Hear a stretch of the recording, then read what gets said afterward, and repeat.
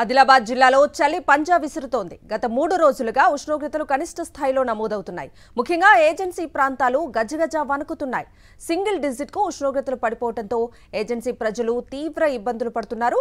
ఆదిలాబాద్లో 7.5, సిర్పూర్లో 6.1 డిగ్రీలు, గిన్నెదెరలో 6.2 డిగ్రీలు, ఆర్లిటీలో 6.2 డిగ్రీలు, బేలా గ్రామంలో 7.2 డిగ్రీల ఉష్ణోగ్రతలు నమోదయ్యాయి.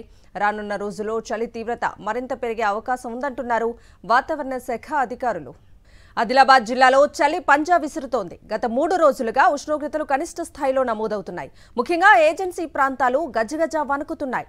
సింగిల్ డిజిట్ కు ఉష్ణోగ్రతలు పడిపోవడంతో ఏజెన్సీ ప్రజలు తీవ్ర ఇబ్బందులు పడుతున్నారు.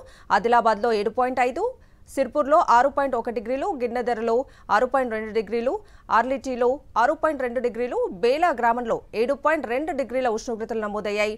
రానున్న రోజుల్లో చలి తీవ్రత మరింత పెరిగే అవకాశం ఉందంటున్నారు వాతావరణ శాఖ అధికారులు.